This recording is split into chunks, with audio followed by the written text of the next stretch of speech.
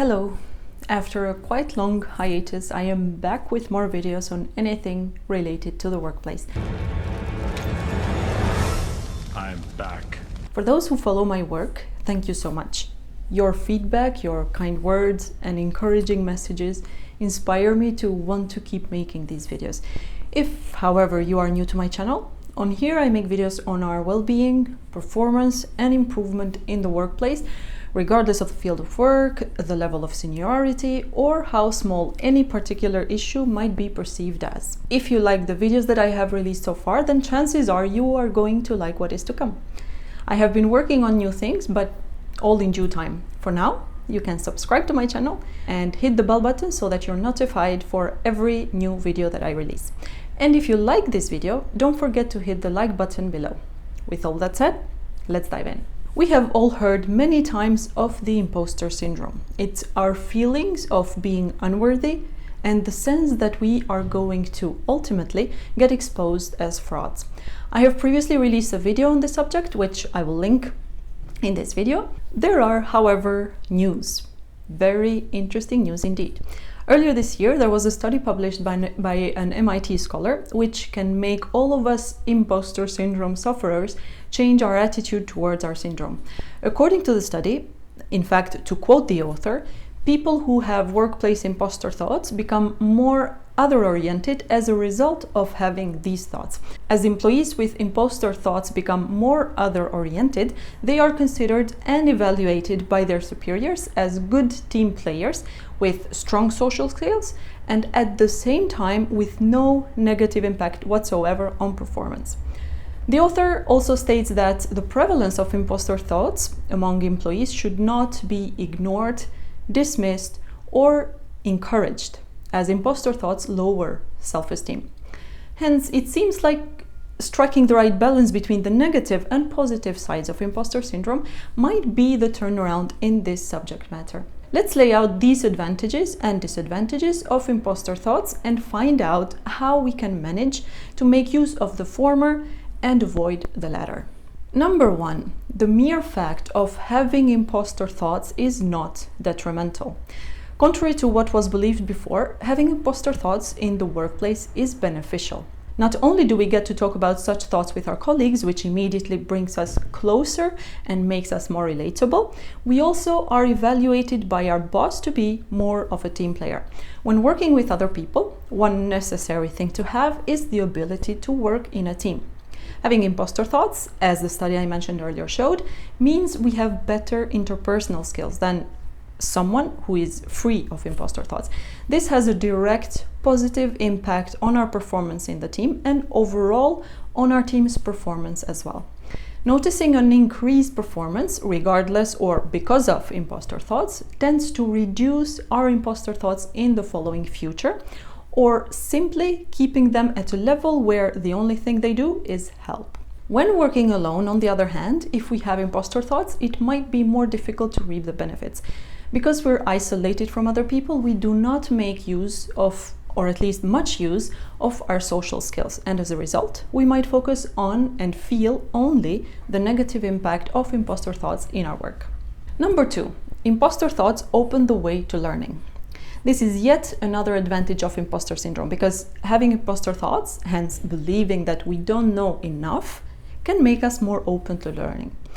Having and displaying a desire to learn every day is way better than pretending that we know it all, simply because nobody knows it all. And sometimes, when our colleagues already know that we have imposter syndrome, we might feel more at ease asking any kind of question without shying away. When our focus leans on learning rather than thinking over and over how we don't know anything, these thoughts tend to quiet down because, first of all, we won't have time to think these thoughts when we're learning. And second, by learning, we immediately prove our I don't know anything thoughts wrong. Number 3, imposter thoughts are not permanent.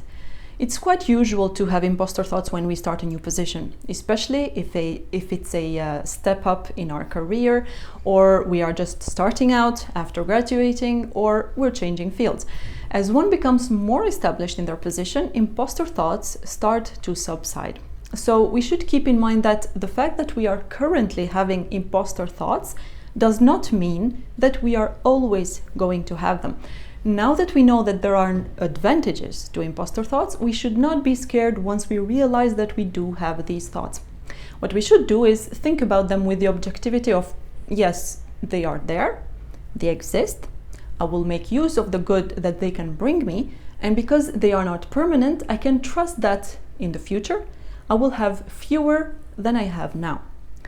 This reduces the feelings of anxiety that we might have over having imposter thoughts, which is the subject of having too many imposter thoughts or for too long is more detrimental than beneficial.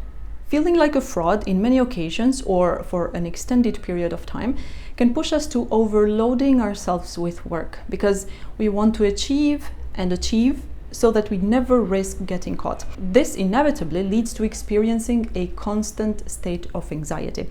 Feeling anxious does nothing to reduce our imposter thoughts. As a result, we keep thinking that we need to achieve more, leading to us feeling even more anxious. It becomes a vicious cycle, and as people with imposter syndrome tend to struggle in silence, it could lead to self-isolation, which causes a decrease in work performance. Having imposter thoughts for far too long could lead to lower self-esteem. And the reason I say this is not to make our probably already existing anxiety even worse, but to say that should we notice ourselves having these thoughts for an extended period of time, that is a sign that we should intervene. Imposter thoughts are just thoughts, and even though sometimes they might seem too strong, we have the ability to come up with other thoughts even stronger than our imposter thoughts. Once we notice the presence of imposter thoughts in us, we should first stop and be with the thoughts. We should not try to deny ourselves that we do have these thoughts, deny the presence of our imposter thoughts. We should notice the exact imposter thoughts that keep repeating in our mind, what they're about, what situations trigger them, and for how long we have been having them. Then we should realistically assess the level of stress and anxiety that these imposter thoughts have introduced in our life. Second, if appropriate, we can share with our colleagues that we have some imposter thoughts. This can bring about their accompanying advantages. Third, we make it a process. The first and second steps should have already started alleviating our stress and anxiety feelings because we have a clearer understanding of what thoughts we have and what their impact is.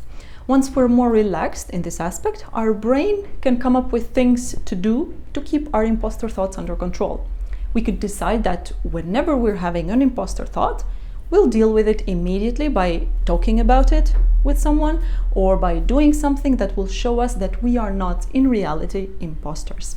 Once we have a plan to tackle our imposter thoughts, whenever or whatever the thoughts, we can make use of the advantages that come with them and limit its disadvantages, striking in this way just the right balance between the two.